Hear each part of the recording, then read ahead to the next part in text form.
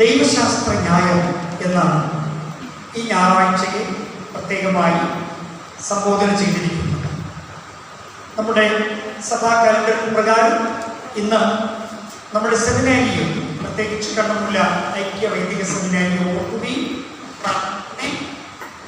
ദൈവശാസ്ത്രം എന്തിനാണ് എന്നുള്ള ബോധ്യം ഉണ്ടാകുവാൻ നാം പ്രബുദ്ധരാകുകയും ചെയ്യുന്ന ഒരു ദിനമാണ്.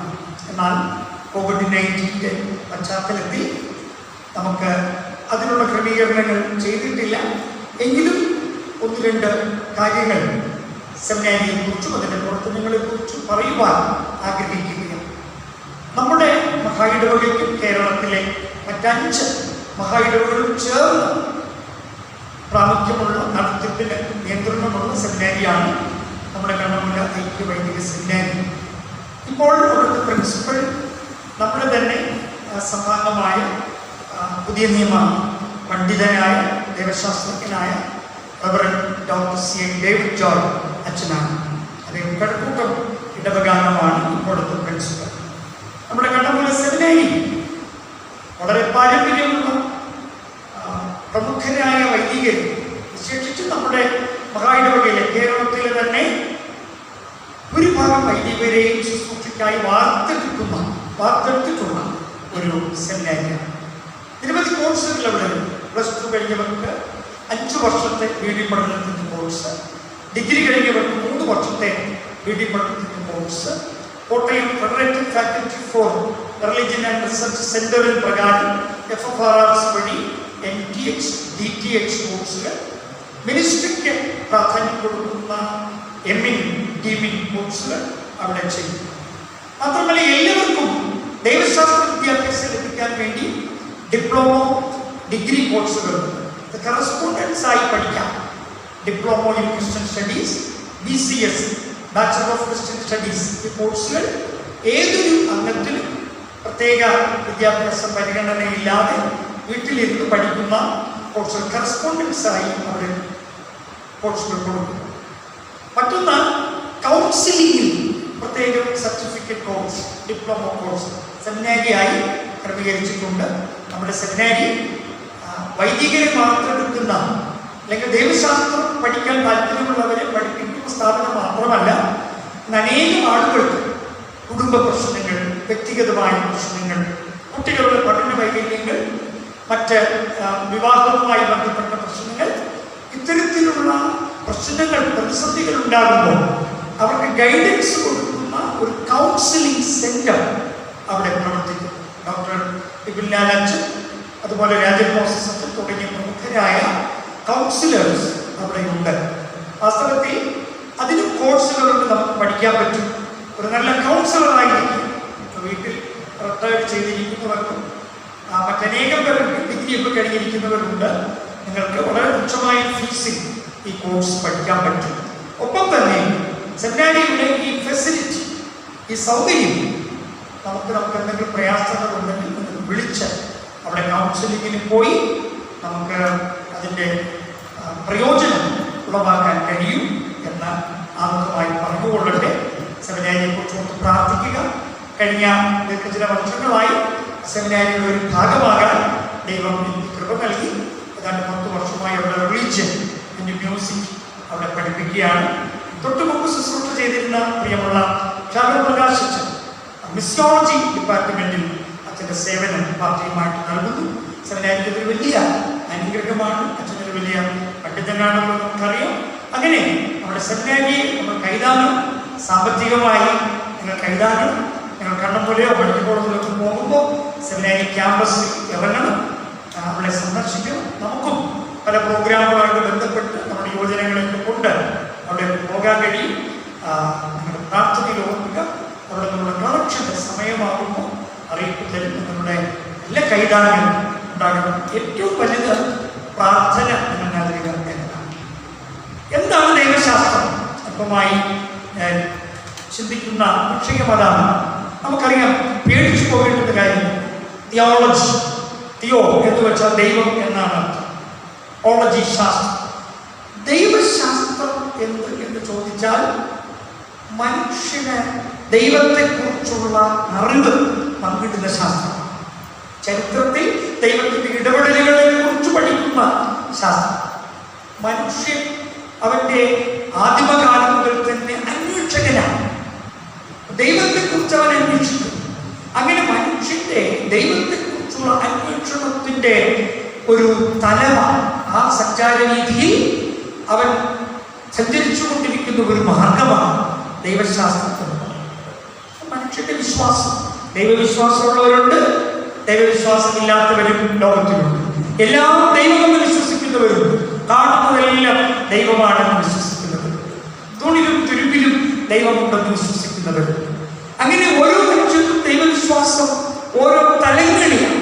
നമുക്കറിയാമല്ലോ, നമ്മളൊരു വാഹനത്തിൽ സഞ്ചരിക്കുകയാണെങ്കിൽ, ഒരു ട്രാൻസ്പോർട്ട് ബസ്സിൽ കുറച്ച് ദൂരം സഞ്ചരിക്കുകയാണെങ്കിൽ അതിൻ്റെ സൈഡിലിരിക്കുന്ന ആളുകളൊക്കെ പുരുഷനികൾ കാണുമ്പോൾ കുരിശു വരയ്ക്കും. മറ്റ് വിശ്വാസം പങ്കിടുന്നവരാണെങ്കിൽ അവരുടെ വിശ്വാസവുമായി ബന്ധപ്പെട്ട ക്ഷേത്രങ്ങൾ, പോസ്റ്റുകളൊക്കെ കാണുമ്പോൾ ഒന്ന് നെഞ്ചത്ത് കൈവയ്ക്കുകയോ അല്ലെങ്കിൽ അവരുടെ ചുണ്ടിലേക്ക് അവർ വയ്ക്കുകയോ ഒക്കെ ചെയ്യും. ഒരു ഭക്തിയുടെ അടയാളം. അപ്പൊ ആദ്യകാലത്തിൽ തന്നെ മനുഷ്യന് ദൈവാന്വേഷണം ഉണ്ടായി. ആ ദൈവാന്വേഷണത്തിന്റെ ഫലമായി ആ അന്വേഷണത്തിലുള്ള എല്ലാ ശാഖകളും കൂട്ടിച്ചേർത്താണ് ദൈവശാസ്ത്രം എന്ന് പറയുന്നത്. ദൈവത്തെക്കുറിച്ച്, ദൈവത്തിന്റെ ഇടപെടലുകളെ കുറിച്ച്, ചരിത്രത്തിൽ ദൈവം ഇടപെട്ടതിനെ കുറിച്ച് ഒക്കെ പഠിക്കുന്ന ശാസ്ത്രമാണ് തിയോളജി, ദൈവശാസ്ത്രം. ഇതെന്തിനാണ് പഠിക്കുന്നത്? നമ്മൾ എന്തിനാണ് ഇത് പഠിക്കുന്നത്? നമ്മുടെ ദൈവവിശ്വാസം ആരിലാണ് അധിഷ്ഠിതമായിരിക്കുന്നത്? നമുക്കറിയാം, കർത്താവായ യേശു ക്രിസ്തുവിലാണ് നമ്മുടെ വിശ്വാസം അധിഷ്ഠിതമായിരിക്കുന്നത്. അതുകൊണ്ട് ക്രിസ്തീയ വിശ്വാസത്തിന് ആവശ്യമായത് എന്തെന്ന് തിരിച്ചറിയുവാൻ, ക്രിസ്തീയ ശിഷ്യത്വത്തിലേക്ക് ആളുകളെ നയിക്കുവാൻ, ആളുകളെ രൂപപ്പെടുത്തിയെടുക്കുവാൻ, വേദപുസ്തകത്തെ ഇന്നിന്റെ സാഹചര്യത്തിൽ വ്യാഖ്യാനിക്കുവാൻ, വ്യക്തിജീവിതത്തിൽ, നമ്മുടെയൊക്കെ വ്യക്തിജീവിതത്തിൽ വേദപുസ്തകത്തിൽ ദൈവത്തിന് എന്തുമാത്രം സ്വാധീനമുണ്ടെന്ന് മനസ്സിലാക്കുവാൻ, യേശുക്രിസ്തുവുമായിട്ടുള്ള ബന്ധത്തിൽ സഭയുടെ ദൗത്യം, സഭയുടെ ശുശ്രൂഷ, വിശ്വാസികളുടെ പങ്കാളിത്തം ഇവയെന്തൊന്ന് മനസ്സിലാക്കുവാൻ, നീതി നിഷേധിക്കപ്പെട്ടിരിക്കുന്നവരുടെ ഇടത്ത് ഒരു ക്രിസ്തു വിശ്വാസി എങ്ങനെ ഇടപെടണമെന്ന് പറയുന്നത്, സർവോപരി പാപരഹിതമായ, പാപത്തിൽ നിന്നും പൂർണ്ണമായ വീണ്ടെടുപ്പ് പ്രാപിച്ച് യേശുക്രിസ്തുവിലൂടെയുള്ള രക്ഷ എന്ന് പ്രഖ്യാപിക്കുവാനാണ് ദൈവശാസ്ത്രം കൊണ്ട് ഉപകരിക്കുന്നത്. 4 കാര്യങ്ങൾ ഇന്നത്തെ പാഠഭാഗങ്ങളുടെ അടിസ്ഥാനത്തിൽ പറഞ്ഞ് നമുക്ക് ഈ ചിന്ത മുന്നോട്ട് കൊണ്ടുപോകാം എന്നാണ് കരുതുന്നത്. 1, ദൈവശാസ്ത്രത്തിൻ്റെ മുഖ്യമായ ലക്ഷ്യം ദൈവത്തെ അറിയുക എന്നാണ്. ദൈവത്തെ അറിയുക. നമുക്ക് ധാരാളം ഇൻഫർമേഷൻസ് നമ്മുടെ മുന്നിൽ കണ്ടെത്താം. ചില കാര്യങ്ങളെക്കുറിച്ച് നമുക്ക് അറിവ് ഉണ്ട്. ഈ കാലഘട്ടത്തിൽ നമുക്കൊക്കെ ഉണ്ടാകേണ്ടത് അറിവ് എങ്ങനെ COVID-19 എന്ന മഹാമാരിയെ പ്രതിരോധിക്കാം. അതിനുവേണ്ടിയാണ് സർക്കാർ പറഞ്ഞത്. ആദ്യം പറഞ്ഞു 1 മാസ്ക് വെക്കണം. നിങ്ങളുടെ അച്ഛൻ ഇപ്പോൾ 1 മാസ്ക് വെച്ചിട്ടില്ല, ക്ഷമിക്കണം, അത് ഈ ശബ്ദം കുഴപ്പമുണ്ടാവാതിരിക്കാൻ വേണ്ടി. പിന്നെ പറഞ്ഞു 2 മാസ്ക് വെക്കണം. നമ്മളതൊക്കെ കേട്ടു. സാനിറ്റൈസർ ഉപയോഗിക്കണം. അറിവുകളാണ്. ഇന്ന് നമുക്ക് അജ്ഞാതമായ ധാരാളം കാര്യങ്ങളുണ്ട്. എങ്ങനെ, ഏത് വാക്സിൻ സ്വീകരിക്കണം, കോവിഡ് വേണമോ അല്ലെങ്കിൽ മറ്റേ കോവിഡ് ഷീൽഡ് വേണമോ മറ്റേത് വേണമോ എന്നൊക്കെയുള്ള അജ്ഞാതമായ തലങ്ങളുണ്ട്. അപ്പൊ ഇതൊക്കെ നമുക്ക് അറിഞ്ഞേ മതിയാണ്. മൊബൈൽ ഫോൺ മിക്കവാറും എല്ലാവരുടെയും വീടുകളിലുണ്ട്. കുട്ടികളുടെ വീട്ടിലൊക്കെ ഇന്ന് സ്മാർട്ട് TV ഉണ്ട്. ഇതൊക്കെ നമുക്ക് കളയാൻ പറ്റുന്ന കാര്യങ്ങളല്ല. അപ്പൊ ഇതിലൂടെയൊക്കെയാണ് അറിവ് നമുക്ക് ലഭിക്കുന്നത്. എന്നാൽ ദൈവത്തെക്കുറിച്ചുള്ള ക്രമീകൃതമായ അറിവ് നമുക്കുണ്ടാകണം. പ്രാചീന മനുഷ്യൻ അവരുടെ പൂർവ്വപിതാക്കളെ ദൈവമായി ആരാധിച്ചിരുന്നു, പ്രകൃതി ശക്തികളെ ദൈവമായി ആരാധിച്ചിരുന്നു, അഗ്നിയെ ദൈവമായി ആരാധിച്ചു. നമുക്ക് ഇന്നത്തെ പഴയ നിയമപാഠത്തിൽ വളരെ സൗന്ദര്യപൂർണമായ ഒരു വാക്യമുണ്ട്. മോശയെ ദൈവം വിളിക്കുകയാണ്. മോശയെ ദൈവം വിളിച്ചിട്ട് ഉൾപ്പടർപ്പിലേക്ക് മോശ കയറി ചെല്ലുന്നു. അവിടെ ചെല്ലുമ്പോൾ കത്തുന്ന ഉൾപ്പടർപ്പ് കാണുന്നു.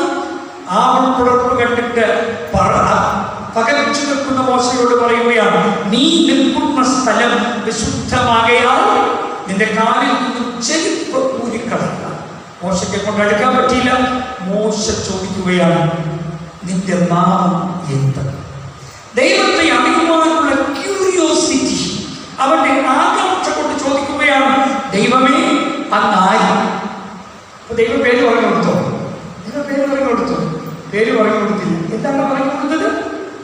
നീ ഇപ്പൊ എന്നെ കുറിച്ച് കൂടുതലൊന്നും അറിയണ്ട, ഞാനാകുന്നവൻ ഞാനാകും. നമ്മുടെ ദൈവത്തിന് പേരില്ല. പഴയ നിയമത്തിൽ വായിക്കുന്നു, യഹോവയെ വിളിച്ചു. യഹോവയുടെ വാക്കിന്റെ അർത്ഥം ലിബറേറ്റർ എന്നാണ്, വിടുവിക്കുന്നവനെന്ന, മോചിപ്പിക്കുന്നവനെന്ന. യാഹ്വേ കണ്ണുനീരിൽ നിന്നും കഷ്ടങ്ങളിൽ നിന്നും വേദനകളിൽ നിന്നും വിടുവിക്കുന്നവനാണ് ദൈവം. എന്നാൽ മോശയ്ക്ക് ദൈവം പ്രത്യക്ഷനാകുന്ന ആ ഒരു പ്രോസസ് ഉണ്ട്, ആ ഒരു പ്രക്രിയയുണ്ട്. നോക്കൂ, ഒന്നാമത് പറഞ്ഞിരിക്കുന്നത് നിന്റെ കാലിൽ നിന്നും ചെരുപ്പ് ഊരിക്കണം. അതുകൊണ്ടാണ് നമ്മുടെ പള്ളിയിലേക്ക് വരുമ്പോൾ നമ്മൾ പറയുന്നത് ചെരുപ്പ് ഊരിയിടുക. നമ്മുടെ പള്ളിയിൽ ആരും ചെരുപ്പിടുന്നവരില്ല എന്നറിയാം. ചില പള്ളിയിലൊക്കെ വെളിയിൽ ഊരിയിട്ട് കഴിഞ്ഞാൽ ഇറങ്ങി നോക്കുമ്പോഴത്തേക്ക് പുതിയ ചെരുപ്പ് വാങ്ങിച്ചുകൊണ്ട് പോകേണ്ടി വരും. അങ്ങനെ അടുത്തയായിട്ട് ഒരു പള്ളിയുടെ ഭാഗത്തായിട്ട് ഒരു ചെരുപ്പ് കിടക്കും. നല്ല ബിസിനസ്സാണ്. കാരണം പുതിയ ചെരുപ്പ് വരുമ്പോഴത്തേക്ക് കാണാം, അങ്ങനെ എടുത്തുകൊണ്ട് പോകും. നമ്മുടെ പള്ളിയിൽ അങ്ങനത്തെ കുഴപ്പമില്ല. എന്തിനാണ് ചെരുപ്പ് ഊരിക്കളയുക എന്ന് വെച്ചാൽ രണ്ടു കാര്യങ്ങൾ. ഒന്ന്, ചെരുപ്പ് എന്നത് സുരക്ഷിതത്വത്തിന്റെ അടയാളമാണ്. നാം തന്നെ നമുക്ക് സുരക്ഷ ഒരുക്കുന്നതിന്റെ പ്രതീകമാണ് ചെരുപ്പ്. ചെരുപ്പിട്ട് കഴിഞ്ഞാൽ കാലിൽ കുപ്പിയോട് കൊള്ളാതെ, സൂചി കൊള്ളാതെ, ആണി കൊള്ളാതെ, കല്ലിൽ കൊള്ളാതെ ഒക്കെ നടക്കാം, ഒരു സുഖമായി നടക്കാം. ദൈവം പറയും, മോശയോട് പറയും, നിന്റെ കാലിൽ നിന്നും നീ ചെരുപ്പ് ഊരിക്കളയുക. അതിന്റെ അർത്ഥം, എന്നെ നീ ദർശിച്ചു കഴിഞ്ഞാൽ നിന്റെ സുരക്ഷ മുഴുവനും എന്റെ ഉത്തരവാദിത്തമാണ്. നീ നിനക്കായി സുരക്ഷ ഒരുക്കേണ്ട, എന്റെ ഉത്തരവാദിത്തമാണ് നിനക്ക് സുരക്ഷ ഒരുക്കുക. അതുകൊണ്ട് നിന്റെ കാലിൽ നിന്നും നീ ചെരുപ്പ് ഊരിക്കളയുക. രണ്ട്, നീ വിശുദ്ധിയെ കുറിക്കുന്നതാണ്. അത് വിശുദ്ധിയെ കുറിക്കുന്നതാണ്. നിന്റെ ജീവിതം എന്റെ ദർശനത്തിലൂടെ ഒരു വിശുദ്ധമായ അവസ്ഥയിലേക്ക്, വ്യക്തിഗതമായ വിശുദ്ധി തന്നെയാണ്. പാപ സ്വഭാവത്തോട് വിട പറഞ്ഞിട്ട് ഒരു പുതിയ തലത്തിലേക്ക് നീ പ്രവേശിക്കുന്നതിന്റെ അടയാളമായി ചെരുപ്പ് ഒരുക്കണം. ഒന്ന്, നിനക്ക് ഞാൻ സുരക്ഷ ഒരുക്കും. രണ്ട്, നിന്റെ കാലിൽ ചെരുപ്പൂരി വിശുദ്ധിയിലേക്ക് നയിക്കുക. മൂന്ന്, അഗ്നിയാണ് കാണിച്ചു കൊടുത്തത്, കത്തുന്ന മുൾപ്പടർപ്പ്. എന്താണ് ആ കത്തുന്ന മുൾപ്പടർപ്പ് പറയുന്നത്? അഗ്നി ദഹിപ്പിക്കുന്നതാണ്, ജ്വലിപ്പിക്കുന്നതാണ്, കൂട്ടിയോജിപ്പിക്കുന്നതാണ്, പ്രകാശിപ്പിക്കുന്നതാണ്, ശോഭ പകരുന്നതാണ്, ഒക്കെ കാണിച്ചു കൊടുക്കുന്നു. ദൈവത്തെ മാത്രം കാണിച്ചു കൊടുക്കുന്നില്ല. ദൈവം അഗ്നി കാണിച്ചു കൊടുത്തതിലൂടെ പറയുകയാണ്, അടുക്കരുത്, ചൂടുള്ളതാണ്. നിന്റെ ജീവിതം നീ സൂക്ഷ്മമായി ഭയത്തോടും വിറയലോടും കൂടെ നയിക്കുന്നതാണെന്ന് പഠിപ്പിക്കുന്നതാണ് അഗ്നിയുടെ പ്രത്യക്ഷത. ഭയത്തോടും വിറയലോടും കൂടെ ദൈവം തന്നിരിക്കുന്ന ഈ ജീവിതം നയിക്കേണ്ടുന്നതാണെന്ന് ഓർമ്മപ്പെടുത്തുന്നതാണ് അഗ്നി. ദൈവം നമുക്ക് തന്നിരിക്കുന്ന ഈ ജീവിതത്തെ ഭയത്തോടും വിറയലോടും കാണാൻ കഴിയണം. നമുക്ക് എന്തു ഗ്യാരണ്ടിയാണ് നമ്മുടെ ജീവിതത്തിലുള്ളത്? ഇരിക്കുന്ന ഇരിപ്പിൽ കൊറോണയോ ഡെൽറ്റയോ നികയോ മറ്റെന്തെങ്കിലും ഒക്കെ വന്നാൽ എന്തുറപ്പാണ് അടുത്ത ആഴ്ചയിൽ ആരാധിക്കാൻ വരാൻ കഴിയുമെന്നുള്ളത്? അതുകൊണ്ട് ദൈവം തന്നിരിക്കുന്ന ഈ ജീവിതത്തെ ഭയത്തോടും വിറയലോടും നീ കാത്തു സൂക്ഷിക്കണമെന്നുള്ള ഓർമ്മപ്പെടുത്തലാണ് അഗ്നി മോശയ്ക്ക് കാണിച്ചു കൊടുക്കുന്നത്. ഇത് പലർക്കും ഇത് ഭയവുമില്ല, വിറയലും. ഭയമുണ്ടെങ്കിലേ വിറയലും. ഒരുപക്ഷെ വിറയലുണ്ടെങ്കിൽ ആ വിറയൽ നിൽക്കാനായിട്ട് പലതരം മാർഗങ്ങളുണ്ട്.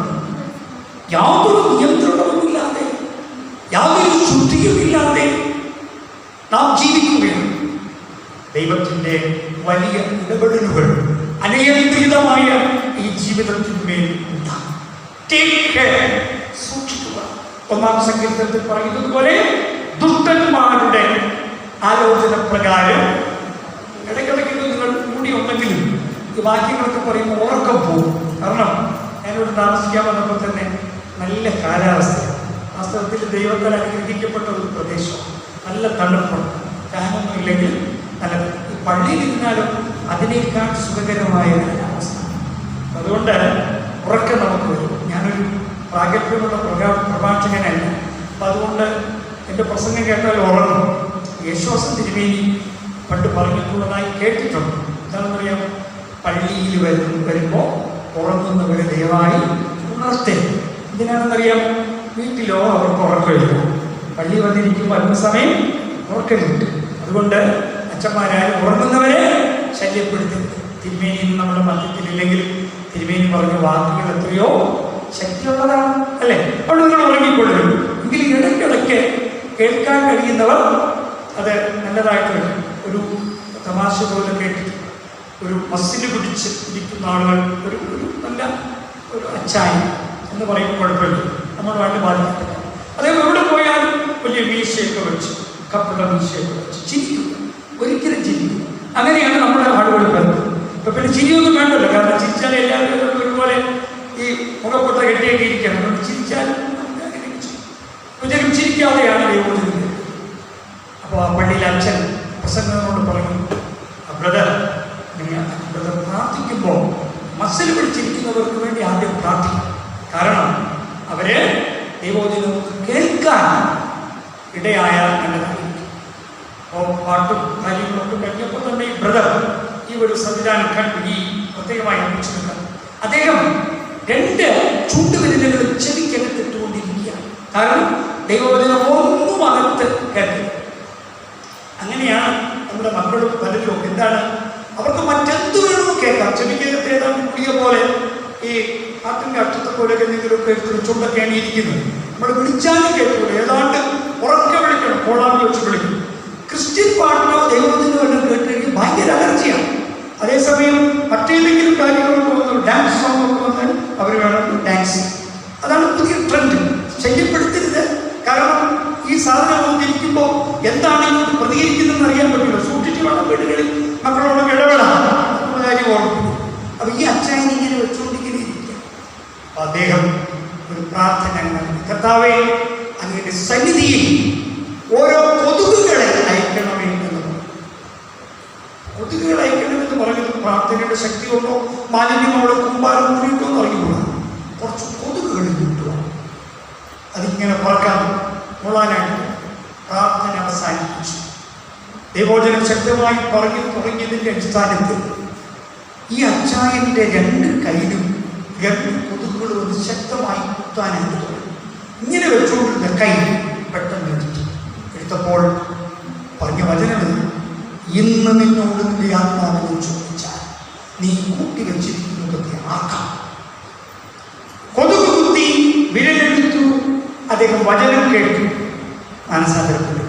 അതുകൊണ്ട് ദൈവത്തിൻ്റെ ഇടപെടലുകൾ ഒക്കെ ഉണ്ടാകും. ഉറങ്ങരുത് എന്നാണ് അർത്ഥമായി ഞാൻ പറഞ്ഞത്. അഗ്നി ചൂടാണ്, വിളക്കുന്നതാണ്, പ്രകാശിപ്പിക്കുന്നതാണ്.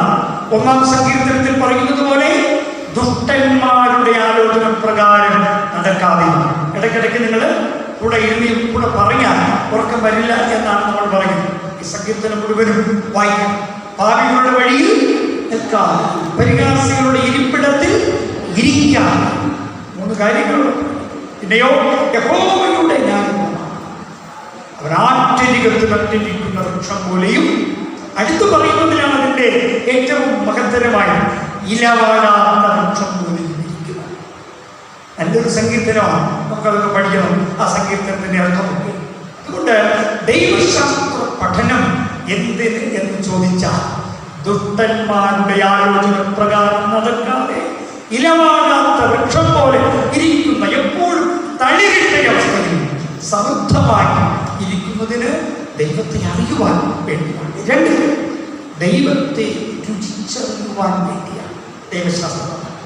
ദൈവത്തെ രുചിച്ചറിയുക. ആദ്യം പറഞ്ഞല്ലോ, ദൈവത്തിൻ്റെ വചനം ക്രമീകൃതമായി പഠിക്കുന്നതാണ് ദൈവശാസ്ത്രം. ദൈവത്തെ അന്വേഷിക്കുന്നതാണ് ദൈവശാസ്ത്രം. നോക്കൂ, ദൈവത്തെ എങ്ങനെ നമുക്ക് രുചിച്ചറിയാനായിട്ട് പറ്റും?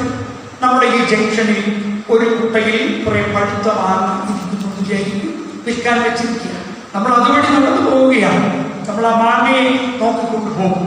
അത് കോട്ടുകോളമാണോ, നീലമാണോ, പഞ്ചവർണ്ണമാണോ, മുവർണ്ണമാണോ, പുതിയ മാങ്ങകളൊക്കെ ഉണ്ട്. നമ്മൾ നോക്കി ദൂരെ നിൽക്കണം. ആ കുട്ടയിലിരിക്കുന്ന വാങ്ങി വീട്ടിൽ കൊണ്ടുവന്ന് അത് അറുത്ത് തൊലിയൊക്കെ ചെത്താതെയോ ഒക്കെ നമ്മുടെ നാവിൽ അതിൻ്റെ ഒരു കഷ്ണം നുകരുമ്പോൾ മാത്രമേ അതിൻ്റെ രുചിയെക്കുറിച്ച് നമുക്ക് മനസ്സിലാക്കാൻ പറ്റുള്ളൂ. ശരിയാണ്.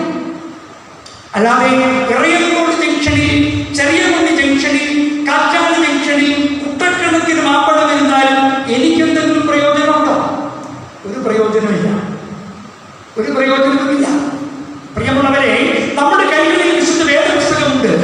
ഈ വേദപുസ്തകം നമ്മുടെ കിടക്കക്കരികിലോ ടേബിളിലോ ഏറ്റവും ഭംഗിയായി അൽമാരിയിലോ സൂക്ഷിച്ചു വെച്ചിരുന്നിട്ട് പ്രയോജനമില്ല. പിന്നെയോ അത് തുറന്നു വായിച്ചിട്ട് ഈ ദൈവം എൻ്റെ ജീവിതത്തിൽ വ്യക്തിപരമായി ഇടപെടുന്നവനാണെന്നുള്ള ബോധ്യം വരുമ്പോൾ മാത്രമേ യഹോവയെ രുചിച്ചറിയാൻ പറ്റൂ. നിങ്ങളുടെ ജീവിതത്തിൻ്റെ ഏത് പ്രതിസന്ധിയിലും ദൈവത്തെ മനസ്സിലാക്കാനായി ശ്രമിച്ച് ഈ വേദപുസ്തകത്തിൻ്റെ താഴ് ഏത് പുറത്തു വന്നാൽ നിങ്ങളോട് സംസാരിക്കുന്ന ഒരു വചനമുണ്ടായിരിക്കും വിശുദ്ധ വേദപുസ്തകത്തിൽ ഉണ്ടാകും. അതാണ് ദൈവത്തെ അനുഭവിക്കുക എന്ന് പറയുന്നത്. പലപ്പോഴും നമ്മുടെ മുന്നിൽ ദൈവത്തെ അനുഭവിച്ച് എത്തുന്നത് ദൈവം എപ്പോഴും സന്തോഷം തരുന്നവനാണ് എന്നുള്ള ചിന്തകളാണ്. ദൈവം എപ്പോഴും നമുക്ക് ചോദിക്കുന്നത് എന്തും തരുന്നവനാണ് എന്നുള്ള ചിന്തകളാണ് വരുന്നത്. അങ്ങനെയല്ല. ഈ ദൈവം കഷ്ടതയിലും വേദനയിലും കൂടെയിരിക്കുന്ന ദൈവം. പഴയ നിയമപാഠത്തിൽ നാം സുവ്യക്തമായി വായിച്ചു കൊടുത്തു. കണ്ണുനീരും നിലവിളിയും കേൾക്കുന്ന ദൈവം, അതാണ് ദൈവം. ആ ദൈവത്തെ അനുഭവിക്കുവാൻ കഴിയും. അടുത്തിടെ കൊറോണ ബാധിതയായ ഒരു വൈദികൻ തൻ്റെ ജീവിത അനുഭവം പങ്കിട്ടത് ഇപ്രകാരം. ഞാൻ ചോദിച്ചു, എങ്ങനെയുണ്ട് ആരോഗ്യം? പറയുന്നു, ശക്തമായി പള്ളിയിൽ ഈ രോഗത്തെ പ്രതിരോധിക്കുന്ന പ്രവർത്തനങ്ങൾ നടത്തുന്നതിൻ്റെ പേരാണ് സുവിശേഷം. എല്ലാവരോടും പറയണം ഇതിനെ പ്രതിരോധിക്കാം. ഞാൻ മരണത്തിൻ്റെ അങ്ങേയറ്റം പോയിട്ട് തിരികെ വന്നിരിക്കുന്നു. കഷ്ടതയാണ്, വേദനയാണ്, ഒരു തുള്ളി വെള്ളം ഇറക്കാൻ കഴിയാത്ത അവസ്ഥയാണ്. ഞാൻ ചോദിച്ചു, അപ്പോഴെങ്ങനെ ദൈവത്തോട് പരിഭവം തോന്നിയില്ലേ? ദൈവത്തോട് ഒരു ദേഷ്യം തോന്നിയില്ലേ? അപ്പോൾ ആ വൈദികൻ പറഞ്ഞതാണ്, പറഞ്ഞു, എൻ്റെ ഓരോ വേദനയിലും ഞാൻ കണ്ടത് ക്രൂശിൽ കൈകാലുകൾ ആടിക്കുളയ്ക്കപ്പെട്ട് കിടക്കുന്ന യേശുവിനെ. ആ യേശു അനുഭവിച്ച വേദനയ്ക്ക് അപ്പുറമൊന്നും കൊറോണ എനിക്ക് തന്നില്ല എന്ന് പറയുന്നതിലാണ് ഞാൻ ആശ്വാസം കണ്ടെത്തിയത്. വേദന സഹിക്കുക, കഷ്ടം സഹിക്കുക, ദൈവത്തെ കുറ്റപ്പെടുത്താതിരിക്കുക, ദൈവത്തെ അനുഭവിക്കുകയാണ് ദൈവശാസ്ത്രം അതിൻ്റെ അറിവും അനുഭവത്തിലൂടെ നമ്മെ പഠിപ്പിക്കും. 3, ദൈവത്തെ പ്രഘോഷിക്കുക. ദൈവത്തെ പ്രഘോഷിക്കുക.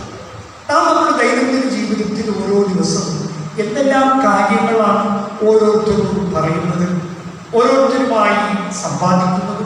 നമുക്കറിയാം, നമുക്കെല്ലാം ഓരോ കൊച്ചു ഫോണെങ്കിലും നമ്മുടെ മക്കളെ നമ്മൾ എത്ര തവണ വിളിക്കും, നമ്മുടെ പ്രിയപ്പെട്ടവർ നമ്മൾ എത്രയോ തവണ വിളിക്കും. നിമിഷം ഒരു മണിക്കൂറിൽ നമുക്ക് എത്ര പ്രാവശ്യം എത്ര കോൾ വരും, എത്ര പ്രാവശ്യം നമ്മൾ അങ്ങോട്ട് വിളിക്കും. ഞാൻ ചോദിക്കുന്നത്, ഒരു പ്രാവശ്യമെങ്കിലും ഞാൻ ഇന്ന് വായിച്ച സങ്കീർത്തനം ഇതാണ്, ഈ സങ്കീർത്തനം എന്നോട് ഇന്നതാണ് പറഞ്ഞത് എന്ന് പറഞ്ഞിട്ടുണ്ടോ? അങ്ങനെ പറയാൻ കഴിയും നമുക്ക്. ഞാനിന്ന് രാവിലെ എഴുന്നേറ്റ് വേദന, അല്ലെങ്കിൽ എൻ്റെ മൊബൈൽ ഫോണിൽ കിട്ടിയ വേദന, അങ്ങനെ കിട്ടും, സന്ദേശം കിട്ടും, നല്ല കാര്യങ്ങൾ കിട്ടും, ചീത്ത കാര്യങ്ങൾ മൊബൈൽ ഫോണിൽ കിട്ടും. നമ്മൾ പറഞ്ഞിട്ടുണ്ടോ, പങ്കുവച്ചിട്ടുണ്ടോ? മോനെ, മോളെ, കൂട്ടുകാരി, നീ വിളിക്കുമ്പോൾ എനിക്ക് പറയുവാനുള്ളത് യഹോവ എൻ്റെ ഇടയനാണ് എന്നുള്ള വാക്യം എനിക്ക് കിട്ടി. അങ്ങനെ പറയുന്നതാണ് യഹോവയെ പ്രഘോഷിക്കുന്നത്, യേശുവിനെ സാക്ഷിക്കുന്നത്. ജീവിതത്തിൽ തെറ്റായ മാർഗങ്ങളിലേക്ക് പോകാനുള്ള പ്രവണത വരുമ്പോൾ അങ്ങോട്ട് പോകാതിരിക്കുന്നതാണ് പ്രഘോഷിക്കുന്നത്. ദൈവശാസ്ത്ര പഠനം അപ്രകാരമുള്ള ജീവിതചര്യ വളർത്തിക്കൊണ്ടുവരുവാൻ നമ്മൾ സഹായിക്കും. 3, എന്തിനാണ് ദൈവശാസ്ത്ര പഠനം? ദൈവത്തെ സാക്ഷിക്കുവാൻ വേണ്ടിയാണ്. സാക്ഷ്യം പറയുക, സഭാപത്യത്തിന് കൂടി വന്ന് ദൈവം എനിക്ക് നന്മ ചെയ്തിരിക്കുന്നു എന്ന് പറയുന്നതിലല്ല സാക്ഷ്യം. അതും സാക്ഷ്യത്തിന്റെ ഭാഗമാണ്. പിന്നെയോ നമ്മുടെ ഓരോ ചിന്തകളും പ്രവൃത്തികളും നമ്മുടെ നടപ്പും കിടപ്പും എല്ലാം ദൈവത്തെ സാക്ഷ്യപ്പെടുത്തുന്നതായി. ദൈവത്തെ ദുഃഖിപ്പിക്കാതിരിക്കുന്നത് ആയിരിക്കും. അതിൻ്റെ പേരാണ് സാക്ഷ്യം എന്ന് പറയുന്നത്. അത് നമ്മൾ ജീവിച്ചു കാണിക്കും. അങ്ങനെ ജീവിച്ചു കാണിച്ചതാണ് യേശു. അങ്ങനെ ജീവിച്ചു കാണിച്ചതാണ് യേശു. യേശു പറയുന്നു, കോതമ്പ് മണി നിലത്ത് വീഴ്ചാണ്. നമ്മൾ ആഗ്രഹിക്കുന്നത് എങ്ങനെ നമുക്ക് ഓരോ ദിവസവും നമ്മുടെ ദൈനംദിന ജീവിതം സുഖമുള്ളതാക്കി തീർക്കാം, എളുപ്പമുള്ളതാക്കി തീർക്കാം. നല്ലതാണ്, അങ്ങനെ ചിന്തിക്കണം. നമ്മൾ വാഹനങ്ങൾ വാങ്ങണം, നല്ല ഭവനങ്ങൾ പണിയണം. നമ്മുടെ മറ്റുള്ളവർക്ക് കാണിക്കുന്ന രീതിയിൽ അവർ കാണത്തക്ക വിധത്തിൽ ദൈവത്തിന്റെ മക്കളെ ദൈവം അനുഗ്രഹിച്ചിരിക്കുന്നു എന്ന് സാക്ഷ്യപ്പെടുത്തുന്ന രീതിയിൽ ഏറ്റവും നല്ല വാഹനം വാങ്ങണം, ഏറ്റവും നല്ല ഭവനങ്ങൾ പണിയണം, ഏറ്റവും നല്ല വസ്ത്രങ്ങൾ ധരിക്കണം. പക്ഷേ നമ്മുടെ സുഖങ്ങളെ കുറിച്ച് അന്വേഷിക്കുന്നതോടൊപ്പം മറ്റുള്ളവന്റെ ജീവിതവും കൂടി അന്വേഷിക്കുമ്പോഴാണ് സാക്ഷ്യമുള്ള ജീവിതമാകുന്നത്. സാക്ഷ്യമുള്ള ജീവിതമാണ്. ഞാൻ മനസ്സിലാക്കുന്നതനുസരിച്ച് നമ്മുടെ ഇടവകയിലെ ഒരാളിന് വീട് വെക്കുവാൻ അല്പം ഭൂമി സൗജന്യമായി നൽകി. ഇത് ഒരിടത്തും നടക്കാത്ത കാര്യമാണ്. ഇനി എത്ര ഭൂമി വാങ്ങിക്കൂട്ടാം എന്ന് ചിന്തിക്കുമ്പോൾ എനിക്കുള്ള പങ്കിൽ നിന്നും അല്പം നീ വെച്ചു, നീ അനുഭവിച്ചു. ഇതിന്റെ പേരാണ് സുവിശേഷം, ഇതിന്റെ പേരാണ് ക്രിസ്തു, ഇതിന്റെ പേരാണ് സാക്ഷ്യം എന്ന് പറയുന്നത്. ദൈവത്തെ മനസ്സിലാക്കുക. ദൈവത്തിന്റെ ജീവിതത്തിൽ നമുക്കൊന്നും ഒരുപാട് ചെയ്യാനായിട്ട് കഴിയില്ല. പക്ഷേ ദൈവത്തിന്റെ സ്നേഹം പങ്കുവയ്ക്കുന്ന അനുഭവത്തിൽ ആയിത്തീരാൻ കഴിയും. തേനീച്ച തേൻ ശേഖരിക്കുന്നത് ആർക്കു വേണ്ടി? മെഴുകുതിരി എരിയുന്നത് ആർക്കു വേണ്ടി? ജീവിതത്തിൽ നിന്ന് ഒരുപാട് പാഠം പഠിക്കേണ്ടതുണ്ട്. ദൈവശാസ്ത്ര പഠനം എന്തിനെന്ന് ചോദിച്ചാൽ ദൈവത്തെ അറിയാം, ദൈവത്തെ അനുഭവിച്ചറിയാം, ദൈവത്തെ സാക്ഷിക്കാം, ദൈവത്തെ പ്രഘോഷിക്കാം നമുക്ക് കഴിയുമോ?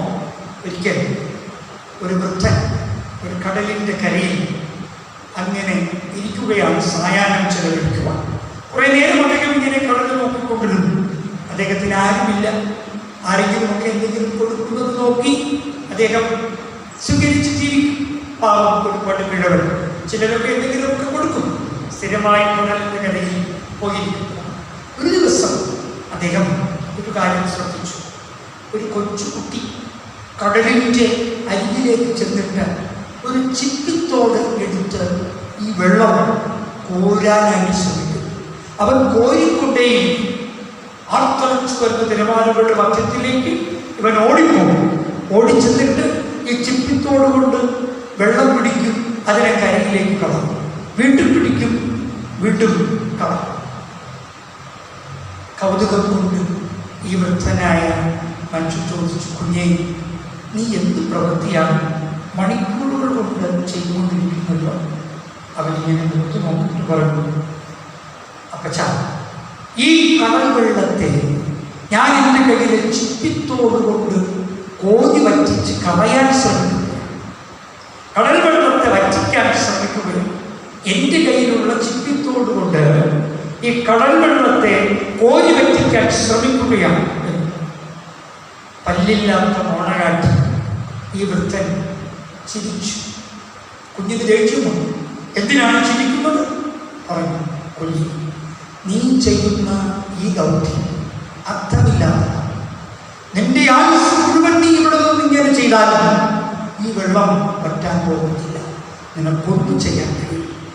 നിന്റെ കയ്യിൽ ഒരു പാത്രം ഉണ്ടായിരുന്നെങ്കിൽ, അത് വലിപ്പമുള്ള പാത്രമായിരുന്നെങ്കിൽ, നിനക്ക് ഈ വെള്ളം അല്പം കോരിയെടുത്ത് നിന്റെ ആവശ്യത്തിന് ഉപയോഗിക്കാൻ കഴിയും.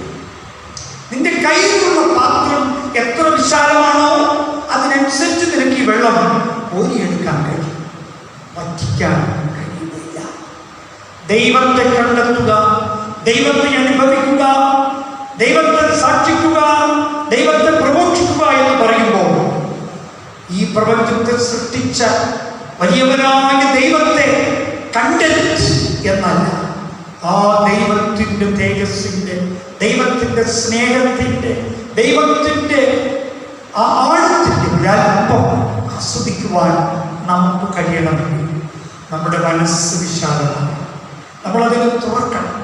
യേശുക്രിസ്തുവിൻ്റെ ആത്മാവിന് പരിശുദ്ധാത്മാവിനാൽ നമ്മുടെ ഈ മനസ്സുകളെ ചിപ്പിത്തോട് പോലെ ഇരിക്കുന്ന അത് മാറ്റിയിട്ട് ഹൃദയച്ചൊപ്പുകളെ വലുതാക്കി ആ സ്നേഹത്തെ കോരിയെടുക്കുക, ആസ്വദിക്കുക, ആ ദൈവത്തിൻ്റെ പ്രവൃത്തിയോടൊപ്പം സഞ്ചരിക്കുക നമുക്ക് കഴിയണം.